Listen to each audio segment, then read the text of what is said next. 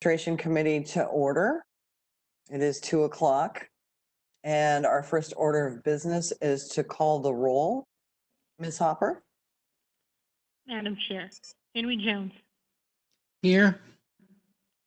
Frank Rufino for Fiona Ma, Unmute, Frank. Oh, present.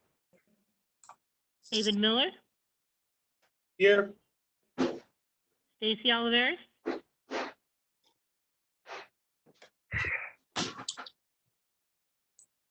Stacy?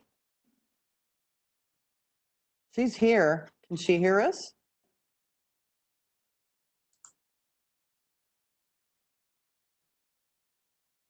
Still muted. Stacy, wave if you can hear us. Okay. hey, thank you.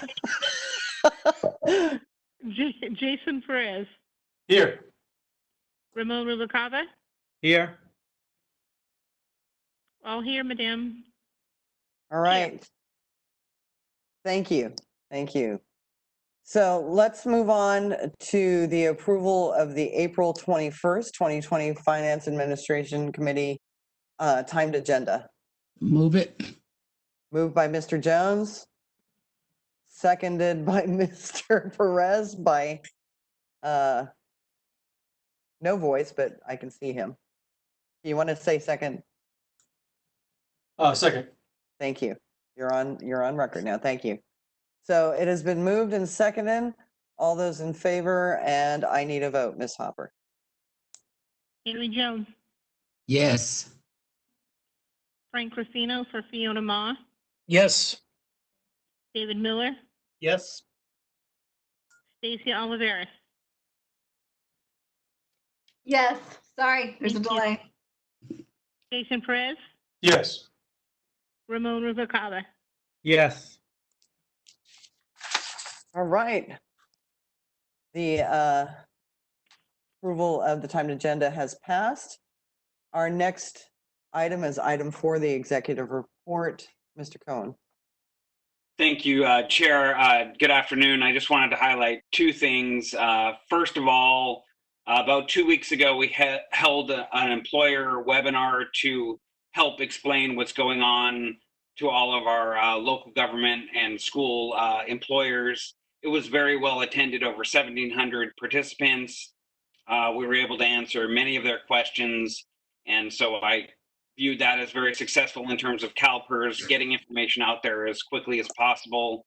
It was a good team effort between us, the investment office, and the actuarial office, and the public affairs team. So that went very well, and it's now up on our website that anyone from the public can view. The second item to highlight is in this year's budget, the board authorized CalPERS to undertake an electronic payment system for the first time, which has turned out to be very timely, given all of the efforts to socially distance and reduce, hand-to-hand contact. And that went online about a month ago, and so far we've had almost 400 transactions through that new portal, totaling $275,000. And so we'll certainly do everything we can to publicize that portal and encourage our members to continue to use it. But for the first month, I would say that's very successful in terms of people learning about it and using it to pay CalPERS any amounts owed. So with that, I'll turn it back to you for going through the rest of the agenda.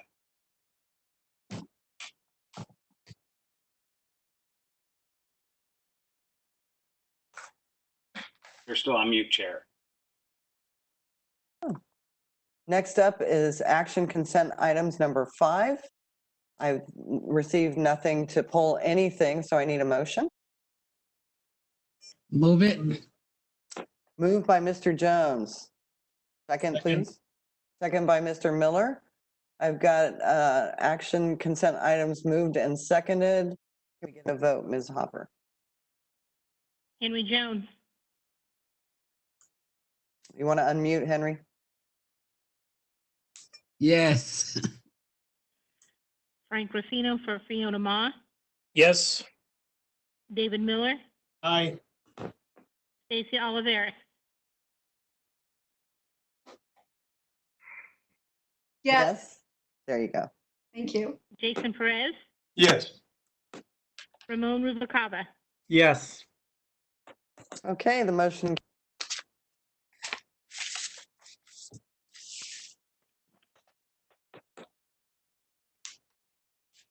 To pull off. Teresa, you're on mute. It's not showing on mute. Is that better? Hello? Oh, thank you. We hear you, Madam Chair, in the auditorium. Okay, because it was still on. Okay. So receiving nothing to pull anything off of information consent items, I'm going to move on to 7. 7A is the 2021 annual budget proposal. And again, Mr. Cohen? Thanks, Chair. And while we pull Jennifer Harris into the conference to provide the details of the budget, I did want to say that we did put this budget together before COVID came into full effect. That being said, I think the budget document shows that over the last several years, CalPERS has really sort of taken serious efforts to tighten its belt. The budget in front of you continues the flat overall personnel number that we've been at for the last several years. In addition, we've taken major steps to bring in a lot of the full-time staff that weren't in that official count. We talked a lot about permanent positions in the blanket the last several years.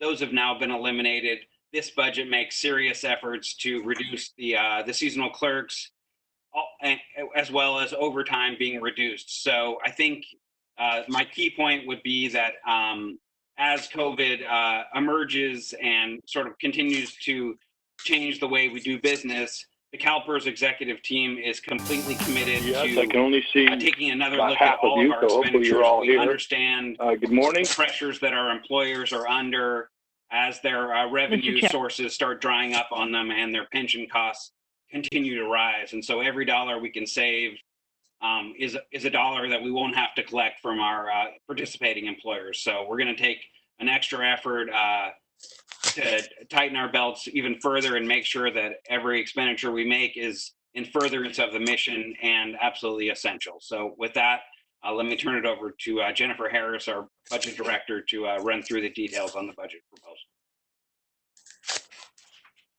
Good afternoon, Madam Chair and members of the committee. Jennifer Harris, CalPERS team member.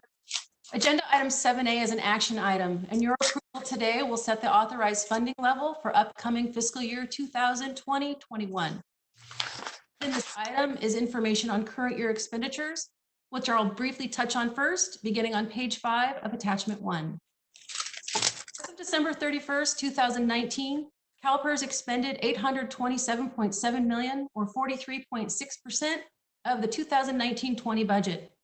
Based on mid-year projections, CalPERS estimates that it will end the fiscal year with approximately $44.2 million in unexpended funds.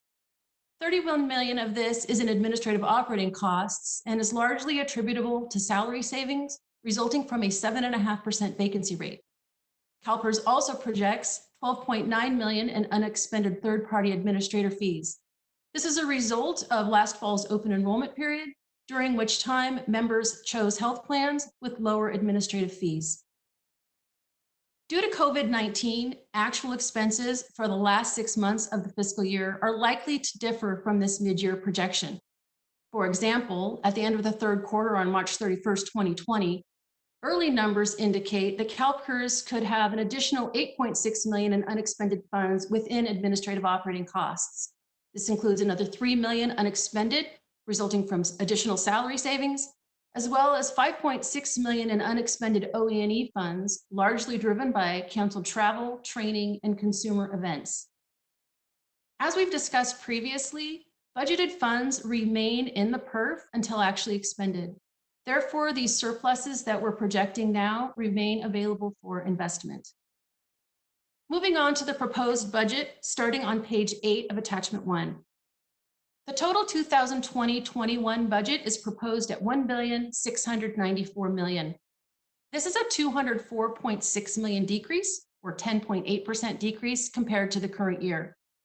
The major driver of this decrease is a reduction in estimated investment external management fees and third-party administrator fees. both of which are largely influenced by external factors such as market fluctuations and member enrollment.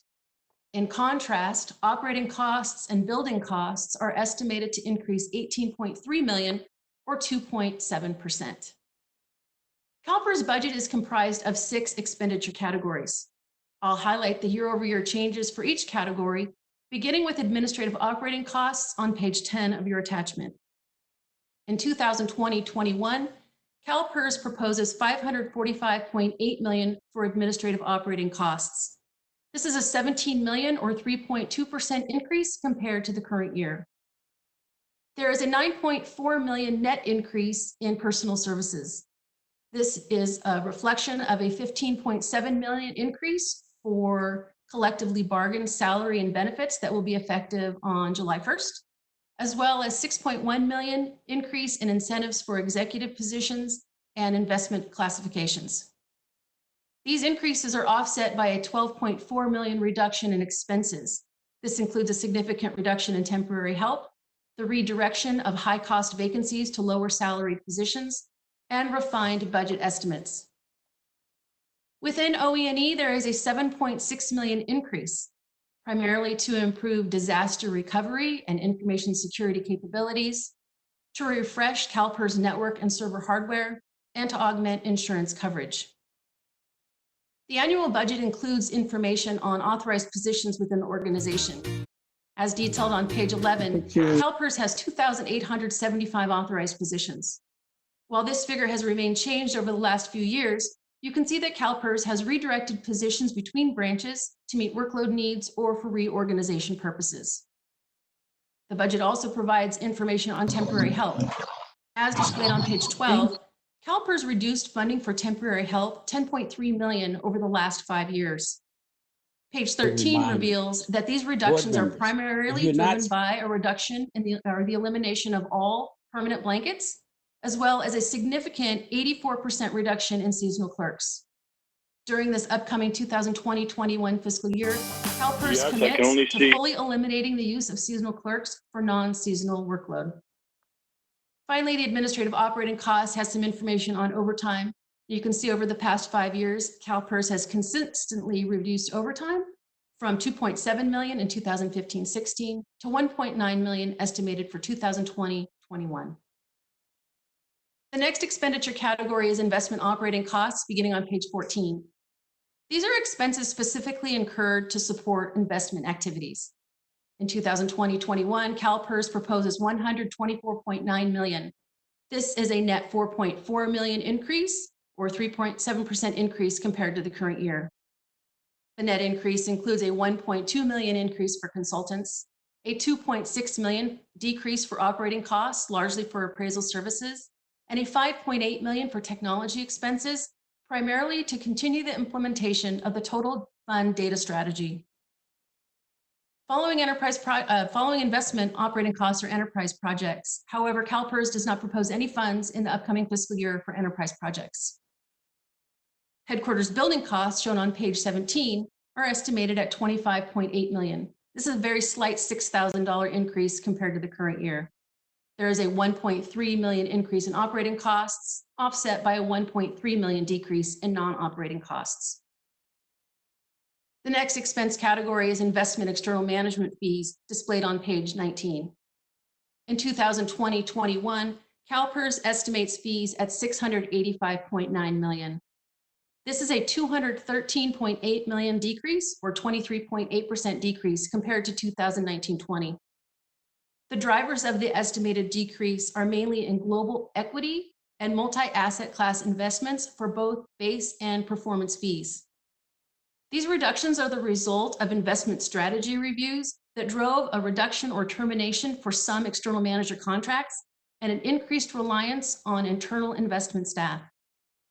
Additionally, there is a decrease in real asset performance fees, which is expected given the timing and structuring of performance payments. The graphic on page 20 details actual investment manager fees paid over the past 5 years and reveals a significant 42% decrease from 1.3 billion in 2014-15 to 760 million in 2018-19. The decrease is largely attributable to CalPERS' efforts to restructure base and performance fee contracts. The graphic also illustrates that while total assets under management, or AUM, is increasing, external AUM is decreasing, meaning more assets are being managed internally by CalPERS staff. CalPERS will continue its efforts to reduce external AUM in the current and upcoming fiscal years. Finally, the 2020-21 budget proposes $312.7 million for third-party administrator fees. These are fees paid to external parties with whom CalPERS contracts to provide communication, record keeping, and administration for the health, long-term care, and pension pre-funding programs. The $312.7 million proposed is $9 million less than the current year and was driven by members choosing health plans with lower administrative fees. This line item is one that CalPERS typically brings back for adjustment at mid-year in the fall. And we do that because we get more current enrollment data throughout the fiscal year and at the beginning of open enrollment. Again, the total 2020-21 budget is $1,694 million. As Michael Cohen explained, CalPERS developed this budget prior to the COVID-19 pandemic, and as a result, it does not include any forecasted fiscal impacts. However, CalPERS will continue to monitor the impacts of COVID-19 and scrutinize all expenses to make sure they're absolutely essential. Any resulting changes to the budget will be brought to the board in November for the mid-year review. At this time, CalPERS does recommend the board approve the budget as proposed to provide the funding for the upcoming fiscal year beginning this July 1st. Thank you. That concludes my presentation. Thank you, Jennifer. I do have some questions on this. So our first question goes to Margaret Brown. Hi, Jennifer. Thank you for that thorough presentation. I want to draw your attention to, let's see if I can get it to go, to page 19, attachment 1. Excuse me. I'm trying to get this to navigate back. Just give me a second. The investment external management fee. And you talked about the reason for the savings. And I just had a question about the increase in costs for management fees. I'm looking at private equity. It's going from 295, I assume that's million, to 300 million. Before we Or a begin, let me 1.7% offer some increase. friendly reminders.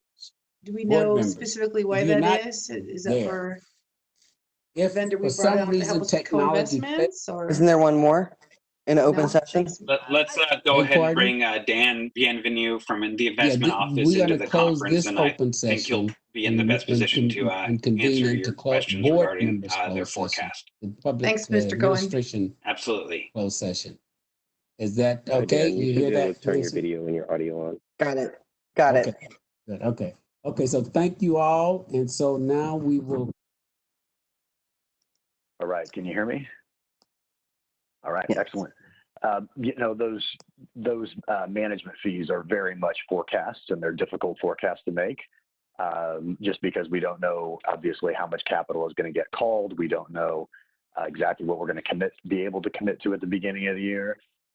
But using our pacing models, that's where we believe what will get called on the private equity side will result in those fees going to that 300 number, that $5 million increase. And then what about the opportunistic strategies? That's going up 5.4 million. It looks like it's more than 100%. I'll draw that to Michael Cohen's attention. Margaret, this is Jennifer Harris. Yes, that is an error. It's actually going up 260%. Our apologies. We did go back and double check that all of the other percentage increases are accurate. Yeah, I was going to say, I was wondering if you couldn't go above 100. Okay. So what's the increase for Mr. New? Yeah, so that increase now, as Michael said, this was, and I know this came up yesterday and we decided to talk about it today, so I'm happy we're talking about it. As Michael said, this increase, where all of these projections were done sort of pre-COVID. So this does not include what we think will change with COVID. But I will say that with the opportunistic strategies, we have been focusing there. We do think that some of these sort of opportunistic areas are places where there are advantages to be gained and capital to be deployed. So as money has come internally managed, especially, on the equity and the MAC side, and greatly reducing, the overall fee load by, something like $214 million. There are pockets where it's going up, and those are places where we're committing. Great, thank you. Great. I have a question from Jason, Mr. Perez. I just wanted to say thank you for you guys sharpening the pencils. I know last time we discussed the budget, there were some issues, not issues, there were some points of discussion that it looks like you guys listened to it and pushed. And that is a huge, huge difference to put that kind of money back in the members' pockets. So thank you. I will second that. These savings over the last few years are amazing. I appreciate focusing on our blanket positions and our seasonals. I did have one quick question. You said you had a 7.5% vacancy rate. Is that something you are, and then later you said something about replacing vacancies with lower cost positions, I think. So I just wanted to, is the vacancy rate something we're going to rectify, or are you trying to get rid of those positions? Hi, Chair. This is Jennifer Harris. CalPERS does typically run between 7 and 7.5% vacancy rate. So the 7.5 was the vacancy rate on December 31st. On March 31st, we are actually at an 8% vacancy rate. Recruitments are taking a little bit longer given the telework environment and the efforts that we're doing to mitigate impacts of COVID-19. The redirection of the high cost vacancies to lower salaried positions is really the efforts of our position pool, where we take a look at refilling any vacancy that comes up. And if it's no longer needed for the original purpose, then we redirect it where it's most critically needed within the organization. So that's what happened there. Over the last year and a half, 2 years, we've actually redirected over 40 positions in the position pooling effort. Okay, great. I appreciate it. Thank you. And then I'm sorry. It looks like I have a question from Mr. Miller. Not on this item. Next, I'll have a comment. Mr. Jones? Yes.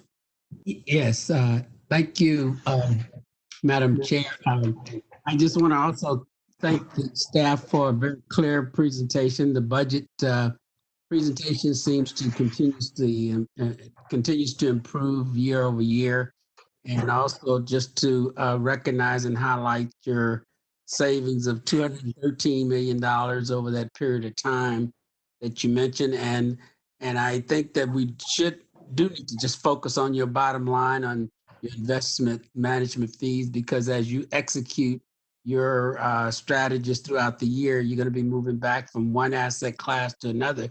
So it's understandable that you can see some swings between asset classes, but the bottom line is what we need to focus on, because that's the amount of money that's going to be left in the fund to earn investment returns.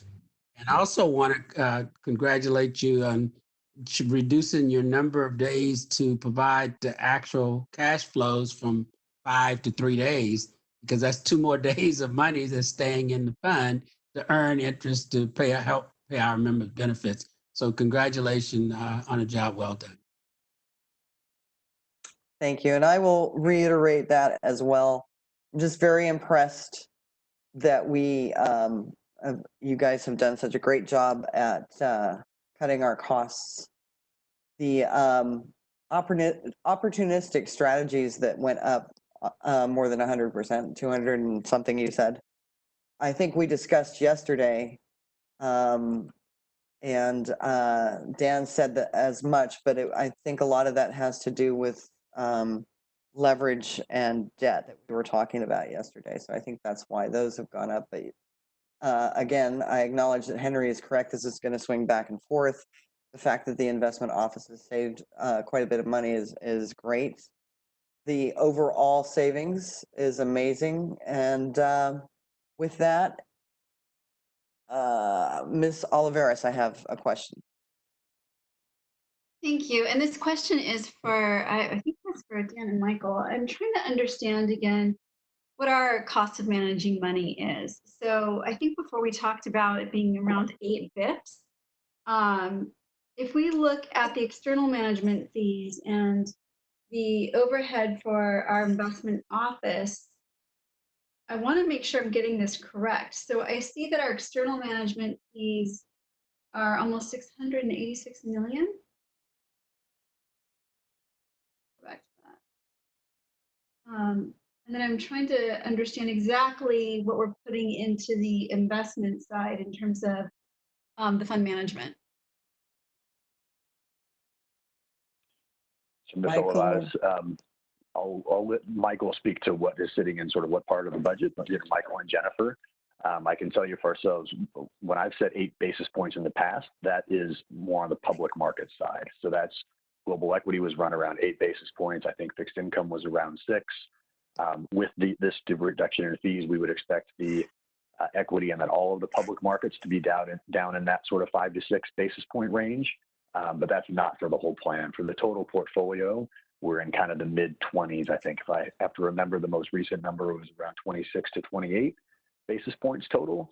Again, the private assets, being, frankly, materially more expensive to run and to manage, although they're also, that's where the expected returns are, certainly on the private equity side. But the total is around that 26 to 28, if I recall correctly, and we would see that number coming down by this $200 million. What does that 26 to 28 bips include? That's what I'm a little lost on. So there's investment salaries, right? There's external fund managers. But does that include some of the actuarial expenses that are related to the fund? Michael or Yeah, Jennifer, Ms. is that Oliver. something you can help with? Yeah, Jennifer, do you want to try? And if not, I can do that. Sure. No. So we do have funds for the investment office in various places with the budget. So for staff salaries, you can see that on page 22. That's administrative budget by branch. So the investment office, there's 95 million budgeted. So that's both salaries, benefits, and OE&E for the investment office. Then you have the investment operating costs, which were that budget component, the 124.9 million budgeted for 2020.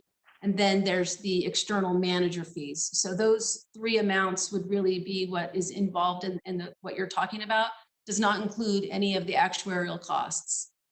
You can see the actuarial office costs also on page 22. They're budgeted at 13.5 million. Right. I guess I'm trying to compare our investment operations in fund management with the cost of another party providing this. Like, for example, say if there was an ETF, for example, that did the global equities. I mean, there it sounds like we're very competitive. If we were to look at a different type of blend in terms of fund management, I just want to make sure that we're competitive. And I don't see a complete picture here. So it's kind of hard for me to piece this together. Dan? Ms. Olivares, I think one thing that could be helpful would be to look at the CEM survey from past years, which does show CalPERS operating in that sort of low cost quadrant relative to our peers. To your point, there aren't ETFs with at least that I'm aware of, with a blend similar to ours. And it is the case that the private assets make it challenging. Certainly on the public markets, we like to compare ourselves to the major sort of asset managers. And Vanguard was out speaking to our board maybe 5 or 6 years ago, and I think their total cost comes in around 18 basis points. So we certainly feel very competitive on the public market side. And frankly, we've done a lot of work on the private market side too, and I think you see that in the CEM numbers. But I do think the CEM is probably the best benchmark that I can think of to help us, sort of get what you're digging at. Thank you, and I appreciate that. I'd love to see some more information. Do we compare our internal cost for fund management to that of other large institutional investors? Yes, that's what that CEM benchmarking survey does, is it's other asset owners. To be fair, given our size, it's hard to find too many comparables. But, when we are compared to our, other sort of large asset owners, whether it's US-based plans or otherwise, as I said, we come in that sort of low-cost quadrant. Yeah. Ms. Oliveros, I will make certain to get the CEM data out to you and the rest of the committee. Essentially, CEM is an institution out of Toronto, Canada. They create a peer group for each of the participating systems, and then they go through those 4 quads of defining the value and the cost related to how that fund is operating, whether it's on the staff side or external management fees, et cetera. So I'll send that out to you. I do know that we often bring CEM out to present those numbers in person. So I'll work with Dan to figure out what the best timing of that might be if the committee is interested in hearing this in more detail. But in the meantime, I'll get the CEM, our most recent results from CEM, out to the committee. Great, thank you both. Yep.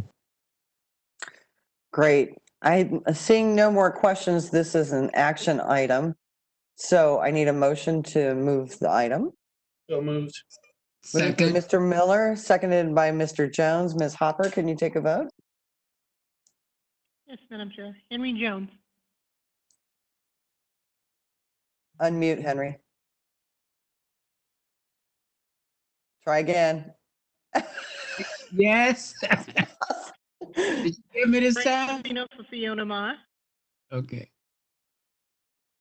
Frank? Yes. Okay, yes. Thank you. David Miller. Aye. Stacey Oliveris. Aye. Jason Perez. Aye. Ramon Rubalcaba. Aye. All right, thank you. Motion carries.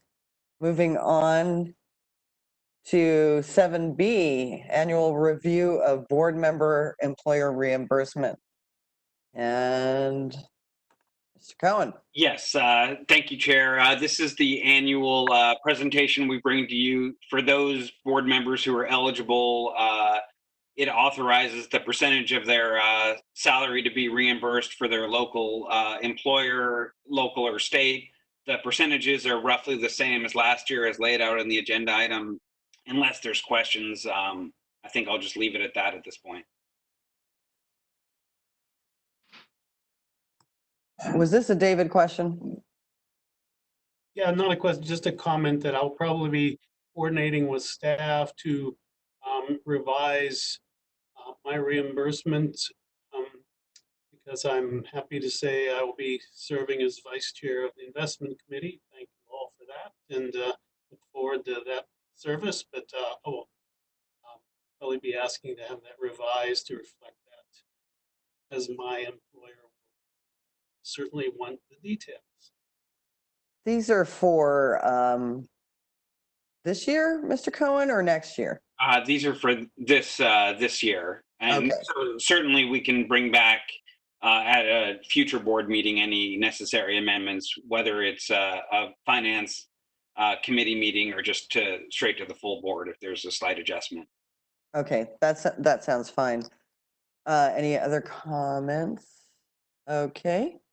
This action item needs to be moved. Mr. Rubalcaba? I'll move it. Moved by Mr. Rubalcaba, seconded by Mr. Miller.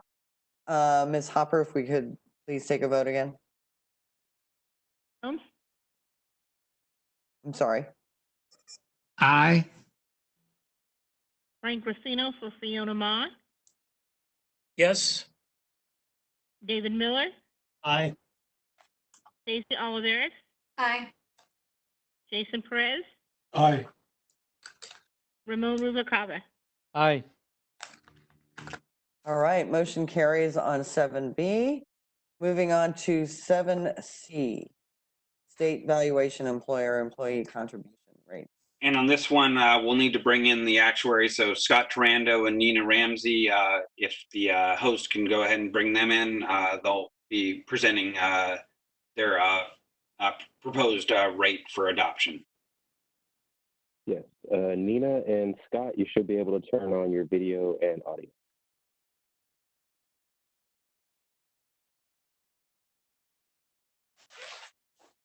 We good?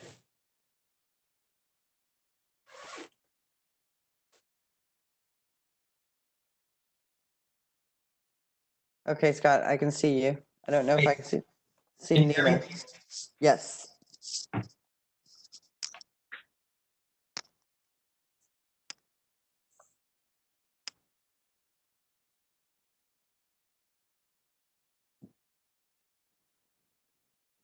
Hi, Nina. We're not getting any audio from your microphone.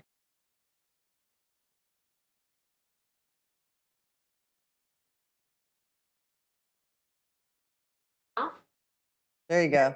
Okay. All right. Good afternoon, Madam Chair, members of the committee, Scott Tarano, Chief Actuary for CalPERS. This agenda item recommends adoption of the employer and employee contribution rates for the state plans for fiscal year starting July 1st, 2020. The agenda item includes updated actuarial results, and for the most part, the results are in alignment with what was predicted from last year's annual evaluation. At this point, I'll pass it along to Nina Ramsey, who will step through more detailed analysis of our results. Thank you, Scott. Good afternoon, Madam Chair, members of the committee, Nina Ramsey, CalPERS actuarial team member. We are here to present to you the results from the latest state valuation as of June 30th, 2019. This valuation determines the required contributions for the 2020-21 fiscal year. Next slide, please. Thank you. The state plan consists of the 5-member subgroups listed on slide 2. The state miscellaneous, industrial, safety, peace officers and firefighters, and CHP. Next slide, please. There have been a few significant events since our last valuation. First, the PERF earned a 6.7% investment return for the year ending June 30th, 2019. We also implemented our new amortization policy, which amortizes gains and losses over 20 years, where previously they were amortized over 30 years. Our new policy will only impact new bases established on or after June 30th of 2019. The state also contributed an additional $2.5 billion in accordance with Senate Bill 90. This additional payment reduced the coming year's required contributions by approximately $134 million. Because this payment came in after our valuation date, it is not reflected in the funded status, but will be reflected in the June 30th, 2020 funded status. There will also be a few changes to member contribution rates, and I will discuss those further on a later slide. Next slide. Here we have the current year and prior year results. As of June 30th, 2019, we have a market value of assets of approximately $143.5 billion.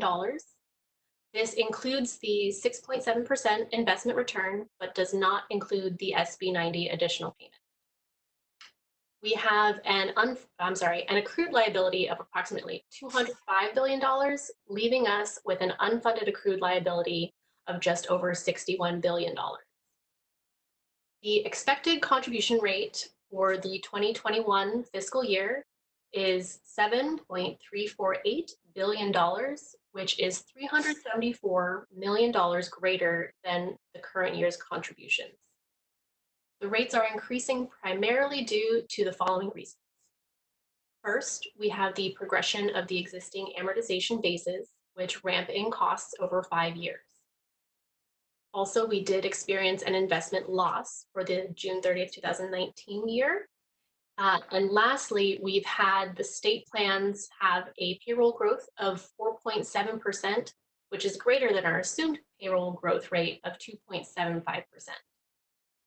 These increases were offset by members entering into lower benefit formulas due to PEPRA, and we estimate that the state will see a $76.3 million savings in the 2021 fiscal year due to the increase in PEPRA members. Next slide, please. Here we have a comparison of the current year contributions to next year's contributions by each member subcategory. You can see that 3 of the 5 plans have increasing rates. This includes miscellaneous, industrial, and CHP, while the safety and peace officer firefighter plans have a decreased rate. The contribution dollar amounts are increasing for all plans. The reason the dollar contribution is increasing for the plans with rate decreases is the fact that their payroll grew more than the contribution rate decreased. On this slide, in the column titled Estimated Rate, those are the projected rates from our last year's valuation report. So you can see that we are within 1% for all of the plans, comparison to the final rate and their projected rate from last year. Next slide, please. So on the slide, we have the total 2020-21 contributions by plan. We have on the left the actuarially determined contribution rate. In the center is the additional statutory contribution rate, which the state makes on top of the rates we calculate to give the total contribution rate on the far right column. The additional the additional statutory contribution, it's really just more for informational purposes for you. We're not asking you to approve those. This is something that the state handles during their annual budget process. Next slide, please. So here we have a brief history of the state's overall funded status. The funded status is a measure of the plan's overall health. Each plan has its own funded status, which can be found in the agenda item on attachment 2. But here's the overall state funded status, which has increased by 0.5% to 70% as of June 30th, 2019. Next slide, please. All right, moving on to member contributions. So in general, most state employees are exempt from the PEPRA requirement that they pay half of the normal cost. However, there are a few state PEPRA groups that do pay half of the normal cost. This includes the California Legislature, California State University, and the Judicial Branch. This year, the normal cost has not changed by 1% or more, so no change is necessary for the 2021 fiscal year. Next slide, please. There are bargaining units who have agreed to pay half of the normal cost for all of their members. So this would include Classic and PEPRA. This would be for bargaining units 5, 9, 10, and 16, who will be having changes in the 2021 fiscal year. So bargaining unit 9, their agreement to pay half of the normal cost ends on June 30th of this year. So on July 1st, the plans who have changed will revert back to what was previously bargained for. So the safety members in bargaining unit 9 will see a decrease from 11.5 to 11%, and the miscellaneous members in bargaining unit 9 will see a decrease from 8.5 to 8% effective July 1st, 2020. Bargaining unit 5's agreement to pay half of the normal cost is effective on July 1st of this year. So this will be the first time that they have changed. The miscellaneous members in bargaining unit 5 will go from paying 8 to 8.25%, and the CHP members in bargaining unit 5 will increase from 11.5 to 12.5%.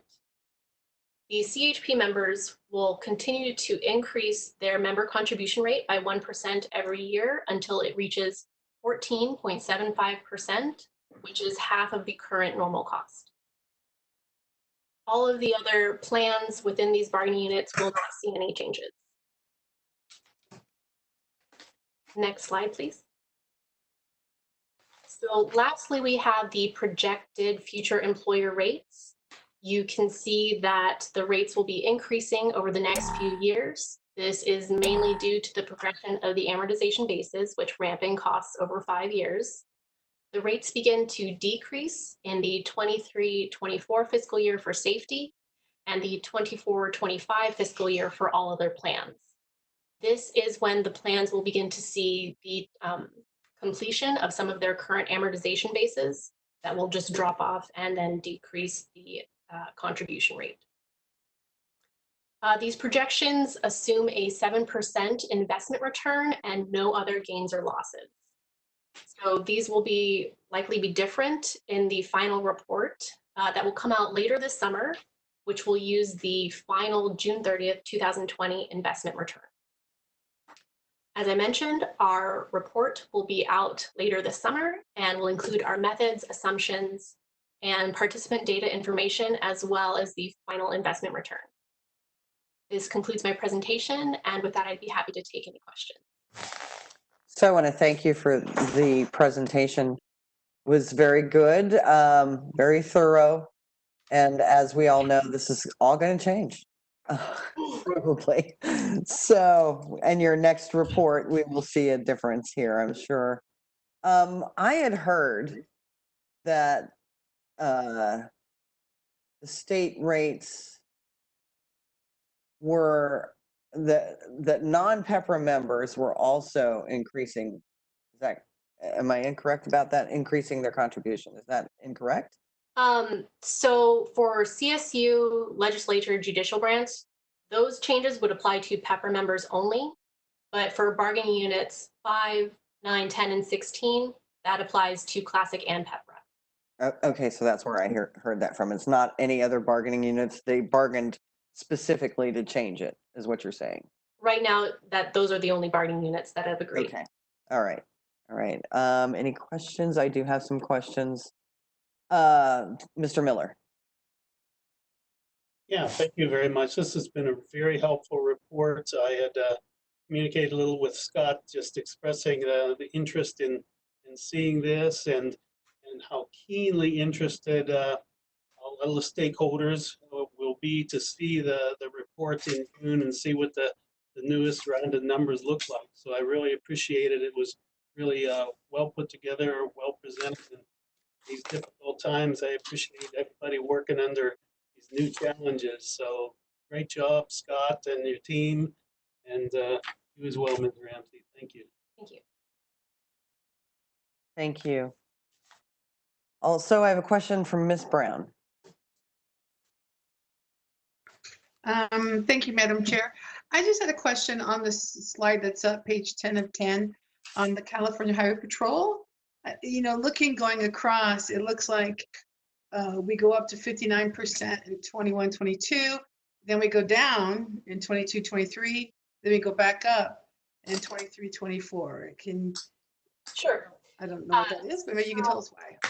Absolutely. So as I mentioned, in this coming fiscal year, the members will have their contribution rate increased. So if the members are paying another extra % every year, that means that's 1% less that the employer will be paying. So that's why it kind of fluctuates a little bit, because right now they're paying 12.5 in the 2021 year. It'll be 13.5, 14.5, and then 14.75 in 23-24, where it kind of stabilizes and goes down.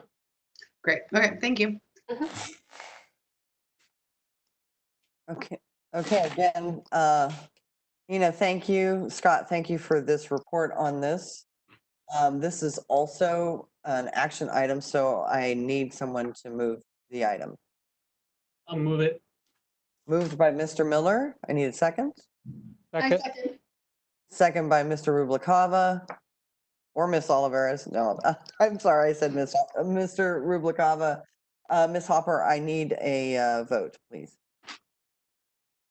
Henry Jones. Unmute, Henry. Aye. Frank Rufino for Fiona Ma. Aye. David Miller. Aye. Stacy Oliveras. Aye.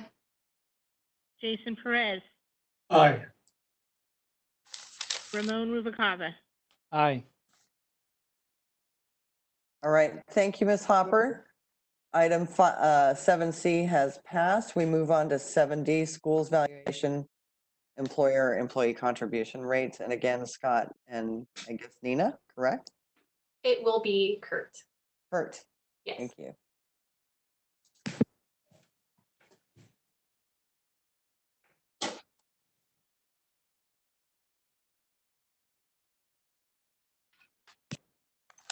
Hi, Kurt. You should be able to share your video and your audio now. Hello, can everybody hear me? Yep. Yeah. Great, thank you, Scott. Thank you, Madam Chair and members of the board. I'm Kurt Schneider of the CalPERS Actuarial Office. Let's go to the next slide, please. All right, so the purpose of this is to review the June 30, 2019 valuation results for the schools pool. This valuation determines the contribution rates for fiscal year 2020-21 for employers and also the contribution rates for PEPRA employees. Unlike public agencies, we just have one employer rate for all school employers. Next slide. Just some highlights of the results. The investment return for the year was 6.7%, which was less than the assumed rate of return. And for schools, the assumed rate of return was 7.25%. The assumption changes that were reflected in this valuation was lowering the discount rate from 7.25% to 7%. You might remember that that was scheduled to happen 1 year later than it did for state and public agencies. There is also a new amortization policy for this plan, for all CalPERS plans, effective with the 2019 valuation. It will only generally affects any amortization base established on June 30, 2019 or later, with the exception being the amortization base from the assumption change I just mentioned. For that assumption base, we're using the old amortization policy because that assumption change was scheduled to take place before we changed the amortization policy. Another thing that happened since the last valuation was that the state made a contribution on behalf of school employers in the amount of $904 million. CalPERS received that money in July of 2019, so that's reflected in the contribution rates that we're calculating and adopting here today. And the effect of that on next year's employer contribution is savings to employers of about $37 million. Next slide. So here we have very high level results. We have the market value of assets, and you can see how that changed since the prior evaluation, the accrued liability, the unfunded accrued liability. The main thing that we're concerned with today is the employer contribution rate, and you see it there going from 19.721% effective today to 22.68% effective starting July 1. Next slide, please. Ooh. So here you see a lot more numbers. So here's the rates broken down a little bit more. Let me just give you an overview. The top half of this slide is the contribution requirements for the employer as a percentage of payroll. The bottom half is dollar amounts in millions of dollars. So the first column there, you see there is the current contribution requirements effective today. The middle column is what we projected the next year's contribution rate to be, what we projected last year. And that far right column is the results of the evaluation. Those are the contribution rates that will be effective next year. So we broke it down, that 22.68%, part of it, the employer normal cost, which is the cost of the benefits that are accruing during the year, followed by the unfunded liability rate, 13.88%. And then that negative number in parentheses, that's the part of the state contribution, which you can see down at the bottom was $100 million of that $904 million. That $100 million has an effect of reducing the employer contribution rate by 0.76% for the entire fiscal year. And that's where we get the 22.68% employer contribution rate. Next slide. So here we have the funded ratio over the last 5 years. You can see that it decreased a little bit since the prior year, down to 68.5%. Part of that decrease, you have to realize, is from lowering the discount rate. And when you lower the discount rate, the funded ratio does go down, but you have to keep in mind that going forward, the lower discount rate has a positive impact on the funded ratio, versus the former higher discount rate. Next slide. So we're monitoring kind of the effect of PEPRA that's having on the plan. And currently about 36% of active payroll is accounted for by PEPRA members. And since their benefits are less costly than classic members, that means the employers are currently saving about 0.9% of payroll due to the enactment of PEPRA. The valuation also sets the member contribution rates for PEPRA members in the schools pool. In this valuation, since the total normal cost rate did not change by at least 1%, the PEPRA member contribution rate does not change. So it's currently 7%. Next year, it will remain 7%. Coincidentally, that's also the contribution rate for classic members is also 7%. So everything's 7% for members. Next slide, please. And lastly, we project rates into the future. And like Dina said, these are going to change because these rates are calculated assuming the fund earns 7% every year, including this year. We are currently well below 7%. We're probably not going to earn 7% this year. And just to give you an idea, so the projected rate for the next fiscal year is projected the employer rate to be 24.6%. And that's if we earn 7% this year. Like I said, we're well below that. If we were to earn 0%, for example, that next year's rate would be closer to 25.4. That is 24.6 be about 0.8% higher, 25.4. All those future rates also change when we know the return, but they will change again depending on future years' returns. And just as for state, an entire evaluation report will be out later this year, later this summer, and that will include updated projections that take into account the actual rate of return for this current fiscal year. And that concludes my presentation. And with that, I'll take any questions. Thank you, Kurt. I do have a question for you, Lisa. Okay. Thank you, Kurt. These numbers are not surprising, but they are alarming. Can you give us an outline as to what you expect to see in your next report, which I believe is going to be in June? So the schedule for the schools pool, we wait until the fiscal year is over in July. And after we finish all the public agencies valuations, then we finish the valuation report for this. So usually it's out in September sometime. September. And when will you be reporting on other public agencies, cities, counties, water? So on? Those are expected to be out in late July, I believe. Okay. And will they reflect fiscal year end? No, so those projections also don't reflect it, although in those valuations, it's a little bit easier to make an adjustment and to see what those are.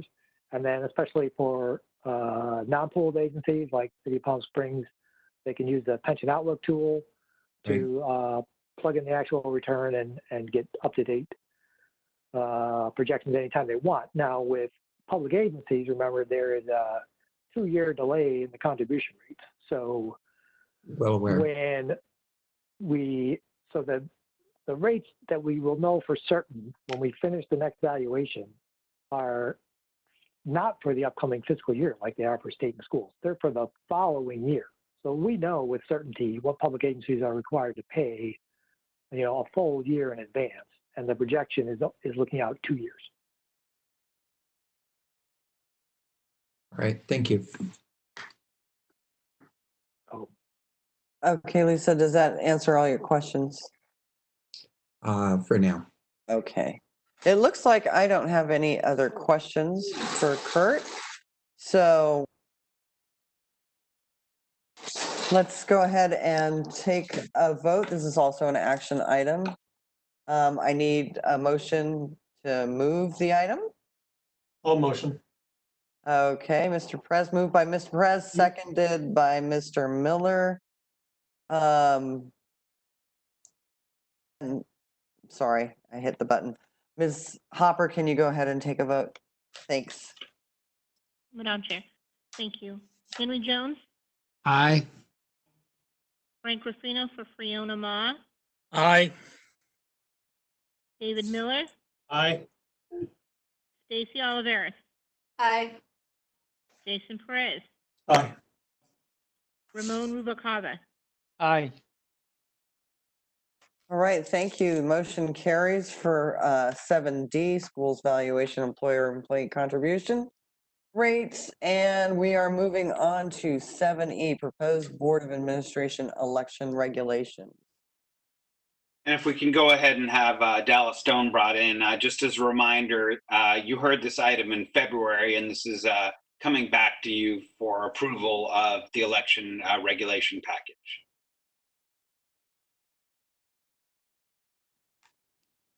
Hi, Dallas. You're on. You should be able to share your video and audio. Hi, good afternoon. Can everyone hear me? We sure can. Fantastic. Good afternoon, members of the committee. Dallas Stone, CalPERS team member. This is an action item seeking the board's approval of proposed amendments to the board election regulations. During the board election off year, CalPERS team members identify and submit regulatory changes to improve and clarify the process for the next board election cycle. In addition, during the February is to voluntarily provide additional relevant information in their candidate statements, including information regarding financial solvency, sexual harassment, conflicts of interest, and protection of confidentiality. The proposed amendments include technical regulatory changes to clarify existing procedures. They are delete an unnecessary comma. We're going to replace he or she with they. We are currently making this gender neutral amendment only in section 554.5C, this regulatory package, since we are clarifying this subdivision. There are additional gender specific references throughout the board election regulations that will be amended to reflect general neutral references at a later date with a section 100 amendment. The section 100 amendment is a process that allows agencies to work directly with the Office of Administrative Law make technical changes that will not have a regulatory effect. This will allow CalPERS to streamline this regulation package while using the Section 100 process to convert all remaining references to general neutral. We're also going to clarify that a request for an arbitration must be submitted no later than 5 working days after both the candidate statement and addenda have been distributed.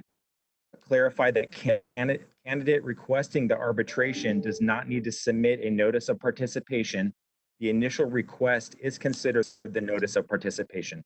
We're going to delete an obsolete provision that permitted use of comparable return envelope to return the ballot instead of the official envelope included in the ballot package. Since the barcode was moved to the return envelope in 2018, voters must use the return envelope included in the ballot package to ensure only one vote is cast per voter. We're going to clarify that CalPERS should not place any information that identifies the voter on the ballot, such as a barcode. We're going to clarify that if a voter does not sign the return envelope, the ballot will be invalid. We're going to clarify that the current ballot intake process, the ballots are scanned but not opened to ensure only one vote is cast per voter. Ballots are only opened after the voting period has been closed. Additionally, the proposed amendment to add the following 4 questions to the 5 existing questions that the candidates may answer in their candidate statements. The addition of these questions is intended to encourage candidates to provide voters with additional relevant information regarding financial solvency, sexual harassment, conflicts of interest, and protection of confidentiality. These additional questions are: within the past 5 years, have you had any financial hardships, such as bankruptcy filings, insolvencies, assignments for benefits of creditors, monetary judgments, liens and attachments, wage garnishments, notices of foreclosure, or similar hardships? If yes, Please explain the nature of the hardship and how it was resolved. Second question, have you ever been subject to any legal or employment action on the grounds of discrimination or sexual harassment? If yes, please explain the nature of the legal or employment action and how it was resolved. Third question, do you have any conflicts of interest that could impact your role as a CalPERS board member? If yes, please explain the nature of the conflict or conflicts and how you would address it or them if you are elected to the board. And the fourth question, will you maintain the confidentiality of all non-public information that you receive in your position on the CalPERS board? If the proposed amendments are approved, then the notice package will be submitted to the Office of Administrative Law to initiate the rulemaking process and begin the 45-day comment period to allow feedback from the public. During the September Finance and Administration Committee meeting, we will present the comments we received, if any, and seek approval to submit the final rulemaking package to the Office of Administrative Law. These proposed amendments will not impact the RFP that we will be releasing in May. I'm happy to answer any questions you may have at this time. Thank you. Thank you, Mr. Stone. That was very clarifying. I appreciate that. I thought I had a question myself. Hold on a second. Oh, the envelope. That's what I had a question on. It's not in here because this is actually changing the administrative law, but we are changing the envelopes. Is that correct? So that they aren't see-through? Is that what we were going to do? I can't remember. So also part of our February board update, when we did the elections program overview, we did notify you that we will be moving to a security tinted envelope for the return ballot. Okay, excellent. I thought I remembered that, but I wasn't absolutely sure. I have a question from Ms. Brown. Thank you, Dallas. Did I hear you say that you're going to be including something in the ballot that says don't use your own envelope, you must use the CalPERS envelope, otherwise request another one? I don't think people know that. Like, you can spill your coffee on it, and so you'll just use a new envelope, and then that's not allowed, and that vote is not counted. It happened quite a bit. So in the instructions, if members were to damage or spoil their return envelope or their ballot, they can call our 800 help desk, and we will mail them out a brand new ballot package for them to vote. The reason why we can't use just a standard envelope is due to the barcode being on there. We have to be able to scan it to ensure one vote per voter. I think people more or less understand about their ballot being spoiled, but not necessarily about that envelope being spoiled, because that's helpful. If we could have something in the instructions that really say don't use your own envelope, that'd be helpful. And then I had a question on attachment 1, page 3 of 6. The question I have is with number 9. I think the idea of non-public information being kept confidential, I think that's too general, because there's non-public information that is not confidential. It's not saying, will you keep confidential information confidential? You're just saying non-public information. I think it's too general. Would you have a proposed edit that we could discuss further? Yeah, I would say that items appropriately designated confidential, would you keep them as confidential? Non-public information is not necessarily confidential information. Just be very clear. They're two different things.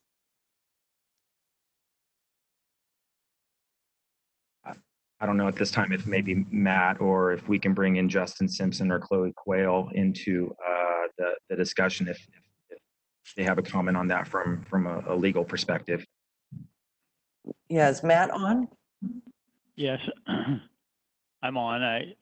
We're drawing some pretty narrow lines here. I mean, if it's non-public, then presumably it's confidential. But not necessarily. what would be, Ms. Brown, what would be non-public but not confidential? Something an employee tells you. Something a reporter tells you. That is non-public, but it is not confidential. Yeah, I don't know. I think we're cutting the bologna a little thin there, so I would propose to leave it as is.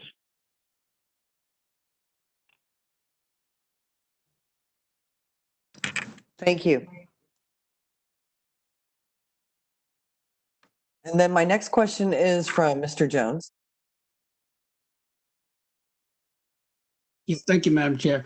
Yeah, I just want to say that I support these additions, and as we discussed before, and I think that it improves the transparency of making sure that the candidates are providing the information so the constituencies that are going to be casting a ballot for them have as much information as possible.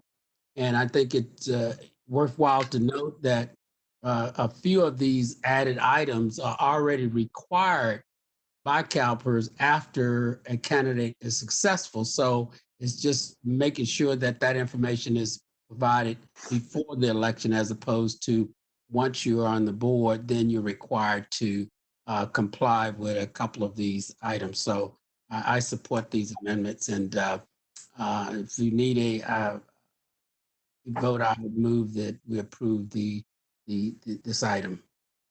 Thank you, Mr. Jones. I'll take that under advisement. I still have a couple of questions. Mr. Perez.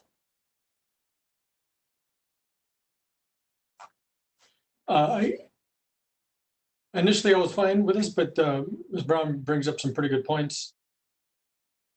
This is all voluntary, right? I mean, it's right. Absolutely.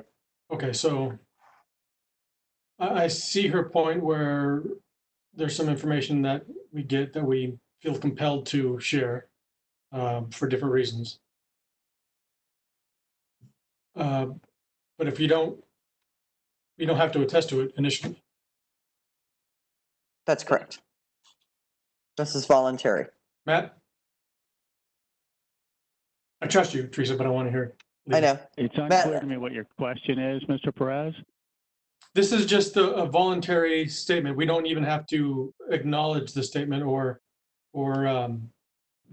check that box on the application. That's correct. Okay, thank you. Mr. Perez, yes, section 554.6, section D, it says, as part of a candidate statement, a candidate is urged but not required to provide answers to the following questions. Okay, thank you. Okay. Was that your question, Jason? Yes, ma'am. All right, great. Ms. Oliveras? Thank you, Madam Chair. So as we go through this, just reminds me of recent headlines about the Postal Service and how, again, they're in some fiscal trouble, and there's just discussion about Postal Services not being able to do their duty due to COVID. So I would just want us to keep in the back of our minds additional options for voting and handling other matters that we've traditionally done by mail. We do. If Dallas, did you want to go into that? What our other options for mail for voting are? Absolutely. Yeah, so we offer 3 voting options for all of our eligible voters. One is they could vote online. We provide our members with a PIN and an identification number for them to enter into a secure area and place their vote. The second option is they can vote via telephone or through an IVR system. And then the third option is through the paper ballot process. Great. Is that sufficient, Stacy? Yes, I just wanted a reminder of that. Thank you. Thank you very much. Let me make sure. Seeing no other questions, this is an action. Yes, this is an action item. So Mr. Jones, you moved it earlier, so I need a second. I'll second it. Oh, looks like Ramon beat me. Mr. Rubalcava is seconding the motion. I need a vote, Ms. Hopper. Henry Jones, Aye. Frank Racino for Fiona Ma, Aye. David Miller, Aye. Stacy Oliveris, Aye. Jason Perez, Aye. Ramon Rubalcaba. Aye. All right, motion passes for item 7E. And we move on. I have item 8. It says information agenda item. Was that supposed to be any direction from the committee? Correct. Yes, just a summary of committee direction. I have one item, which is to get the board members the most recent CEM data on the investment office's comparisons to some peers in terms of cost data. Great. And we do appreciate that. Thank you very much. Absolutely. All right, so since that's the last item, I think I had no public comment. Yes. I That's have correct, no- Madam Chair. I have not heard of any public comment for this item. All right, so then we are done with Finance Administration. I'm adjourning the Finance Administration Committee meeting. It is 3:16 p.m. Let's give it 15 minutes to set up for a risk and audit. So how about 3:31? I'll see everybody, if that works for whoever's risk and audit.